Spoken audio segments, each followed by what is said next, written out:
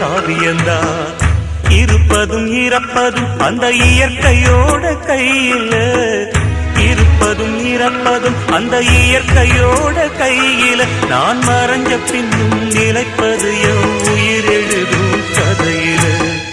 சந்திரனே சூரியனே நட்சத்திர நாயகனே, சந்திரனே சூரியனே நட்சத்திர நாயகனே.